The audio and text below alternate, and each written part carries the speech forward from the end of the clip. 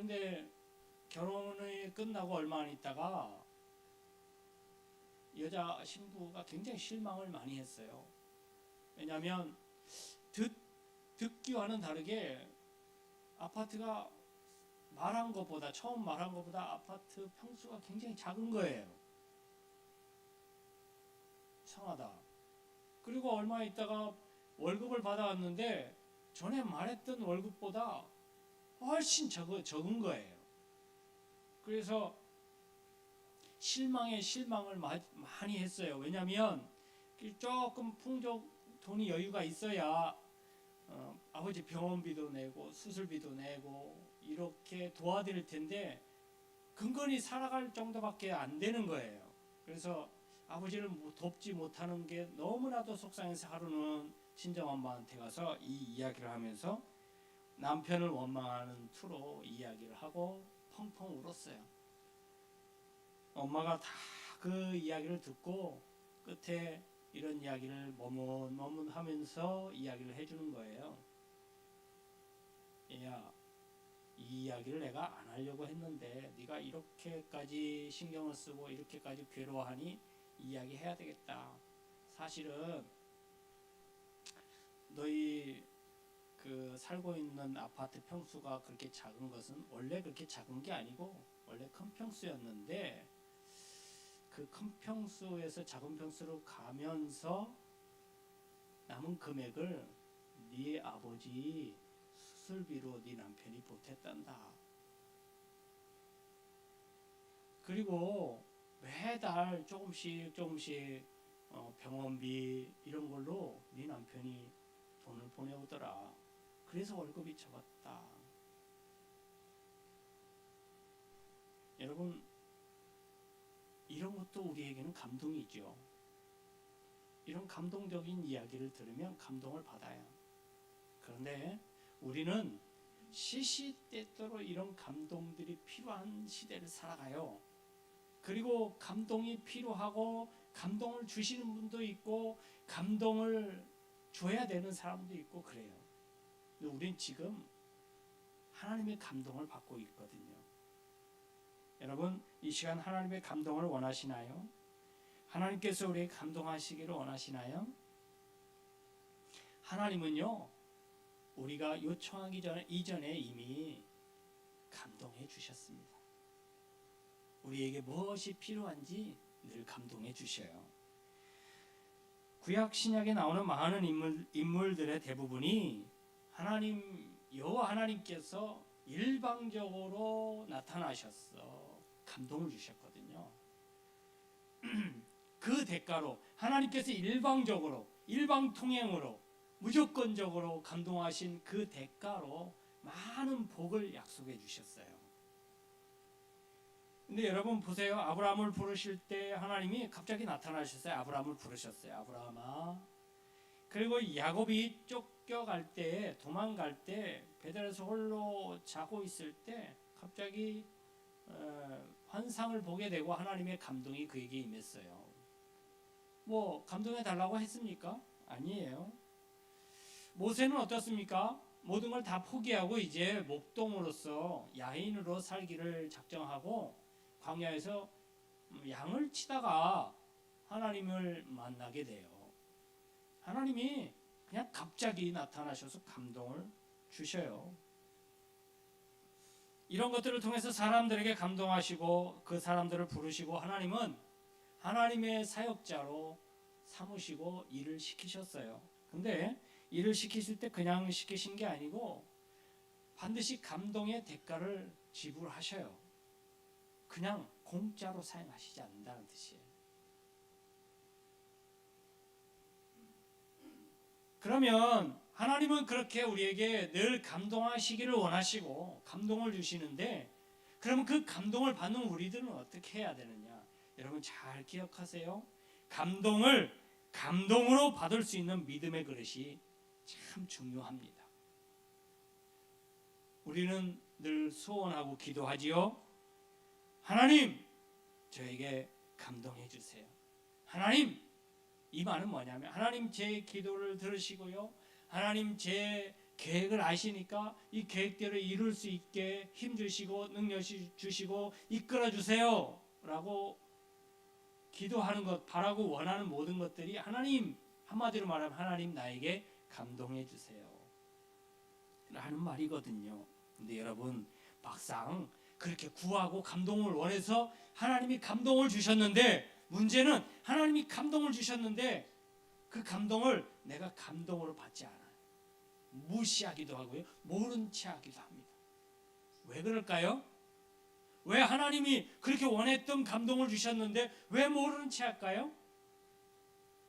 이유는 한 가지, 그 감동이 내가 원하는 게 아니에요.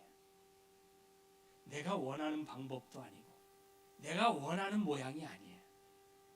그래서 외면해요. 모른 척해요. 이거는 하나님이 내게 주신 감동이 아닐 거야.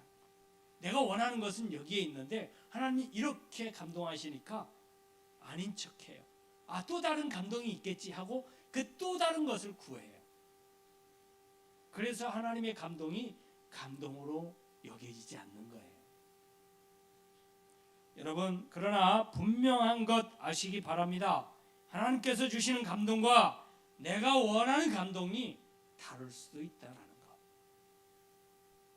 내가 구한 모양과 하나님이 주신 모양이 다를 수도 있다는 것.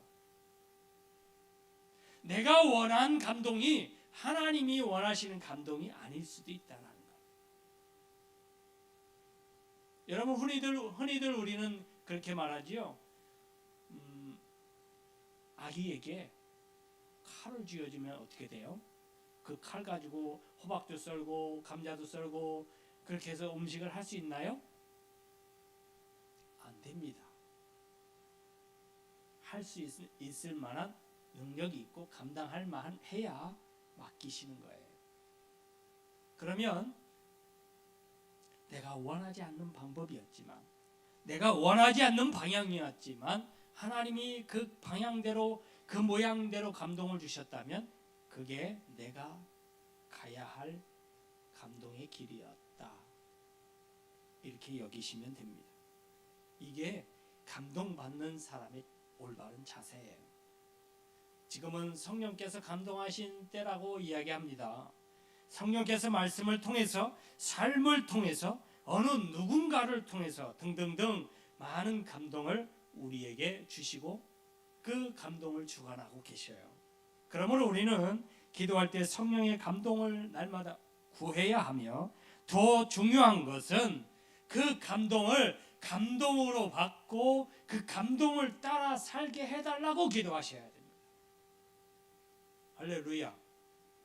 아니, 기도했는데, 기도해서 기도에 응답을 주셨는데 외면해. 무슨 의미가 있을까요? 기도하는 의미가 없어요.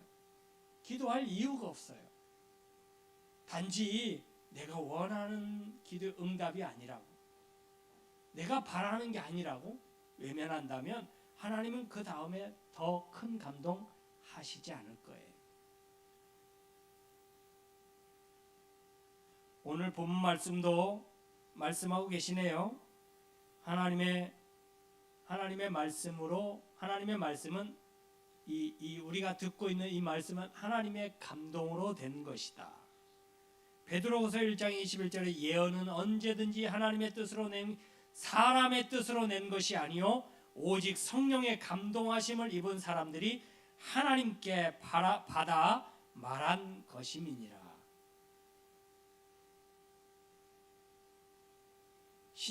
신약의 사도들과 성도들은 언제나 성령의 감동을 따라서 행동하고 삶을 살았습니다. 그럴 수밖에 없는 게 자기의 힘 가지고 그리고 능력 가지고 자기의 배경을 가지고 살아갈 수 있는 시대가 아니에요. 오히려 그런 것 때문에 더 핍박을 받았던 시대예요. 고난을 더 받았고요. 그것 때문에 더 많은 죽임을 당하고 순교를 당했어요. 근데 여러분, 전후가 어떻게 됐든 간에 하나님이 감동해 주셔서 그런 삶을 버텨낼 수 있는 힘을 갖게 됐고요. 그것을 감동으로 받아서 그 감동대로 살았더니 사라지더라는 거예요. 그 어려운 시기를. 예수의 이름을 가지고 살아가는 게 지금하고 완전히 달랐다니까요. 누구에게 함부로 내가 예수 믿는 사람이다 라고 말할 수 없는 시대. 그랬다가는 잡혀 들어가고, 그랬다가는 맞기도 하고, 그랬다가는 죽임을 당할 수 있는 시대.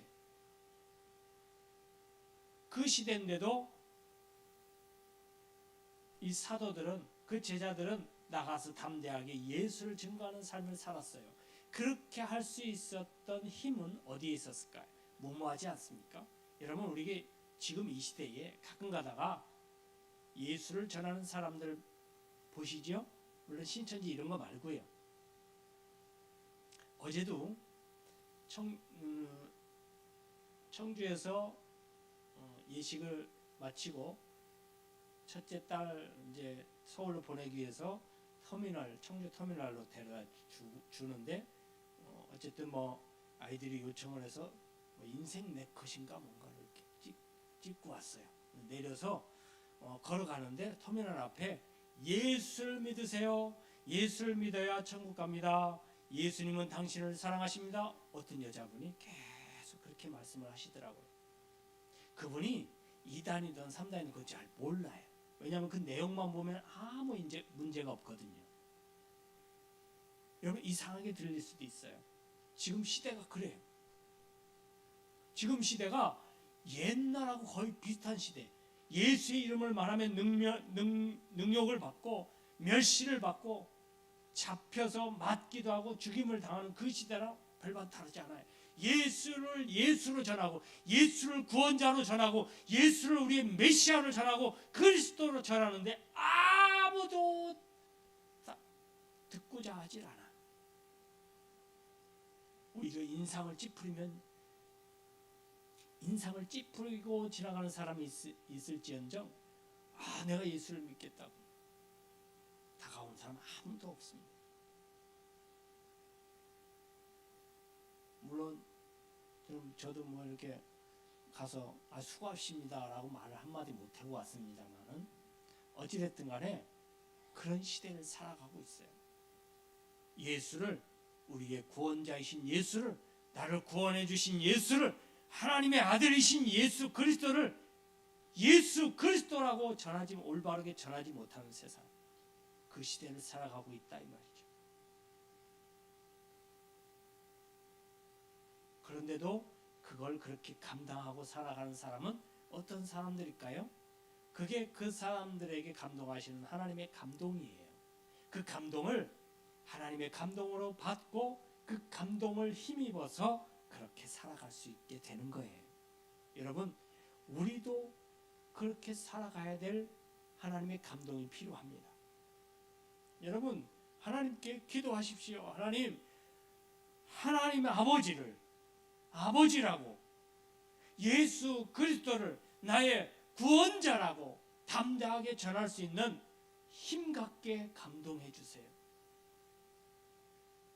우리 동산교회가 복음의 요람이고 천국 복음을 전하는 천국의 전초 기지임을 많은 사람들에게 담대하게 전할 수 있는 그런 힘 갖게 감동해 주세요 라고 기도하셔야 됩니다.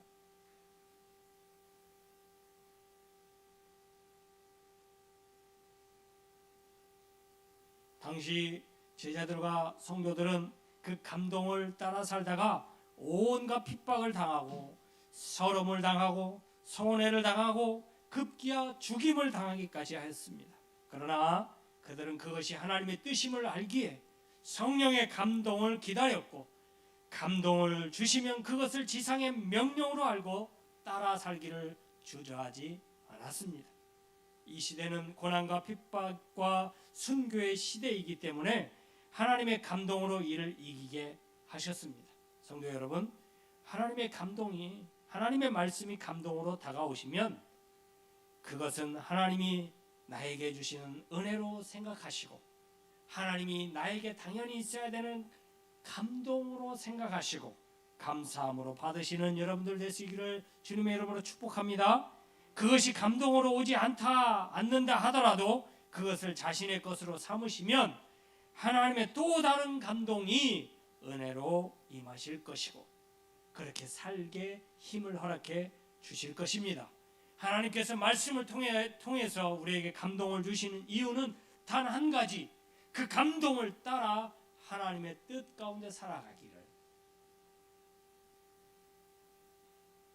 하나님이 나에게 감동을 주시는 이유는 그 감동대로 살아가기를. 그래야 승리하니까요. 그래야 바른 삶을 사니까요. 그래야 하나님께서 기뻐하시는 삶을 살아갈 수 있으니까요. 감동을 주시는 거예요. 여러분, 내 마음에 하나님의 감동이 있는데 애써 부정하지는 않습니까? 하나님이 이렇게 살라고 하시는데 하나님께서 말씀을 통해서 내 마음에 찔림을 주시고 이렇게 살아라고 오늘도 말씀하시는데 혹여 나도 모르게 고개를 젓지는 않습니까? 여러분, 하나님의 감동은요 시시때때로 누군가를 통해서라도 어떤 말씀을 통해서라도 나에게 임하십니다. 하나님은 그걸 원하세요. 하나님은요 우리 성도가 하나님의 백성답게 하나님의 마음에 들게 살아가기를 원하세요. 그걸 통해서 하나님이 복을 주시기를 원하시거든요. 하나님은 우리 성도들이 잘 되기를 원하세요. 그래서 그 잘 되기까지 하나님의 감동으로 살아가도록 감동을 주시겠다고 그러는 거예요. 그걸 왜 외면하시나요? 여러분, 절대 하나님께서 마음의 문을 놓고 하시거든 외면하지 마세요. 맞아들이시기를 바랍니다.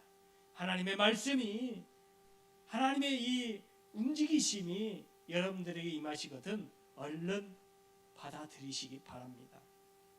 그리고 그 감동을 따라 살아갈 수 있는 과감한 결단이 있으시기를 주님의 이름으로 축복합니다. 그 감동은 하나님께서 직접 주시기도 하시지만 여러 가지 환경을 통해서 여러분들 주위에 있는 사람들을 통해서 여러분들의 무슨 스승님과 목사님과 이런 분들을 통해서만 나타나는 게 아니에요. 살아가면서 소소하게 겪는 경험들을 통해서도 주시기도 하고 여러분들의 자녀들을 통해서 모르는 사람들을 통해서 어떤 환경 이런 것을 통해서라도 하나님이 우리에게 꼭 반드시 감동을 주셔요. 귀를 기울이시기를 바랍니다. 마음을 기울여 보세요. 하나님은 정말 세밀하게 아주 자세하게 감동을 주셔요.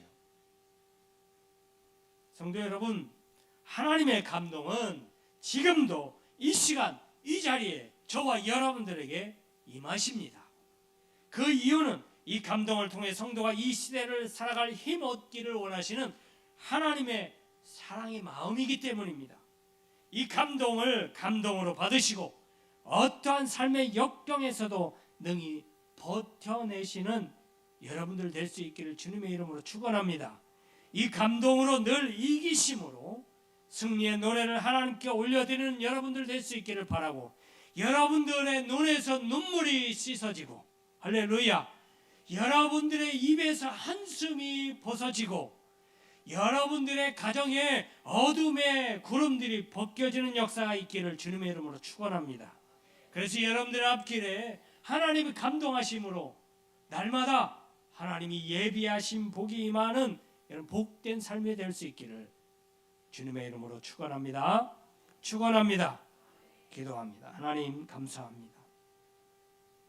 우리에게 복 주시기를 원하시는 하나님의 마음을 담아 감동하여 주시는 이 감동을 하나님의 감동으로 받게 도와주시고 우리가 이 감동을 마음 깊이 새겨놓고 이 감동을 따라 살아갈 수 있는 삶 속에 하나님의 놀라운 복들이 은혜들이 임하도록 역사하여 주시옵소서. 이제는 우리 주님 예수 그리스도의 은혜와 하나님의 무한하신 사랑하심과 성령의 감화 감동 교통 내주 역사하신 은혜가 우리 삶 가운데 역사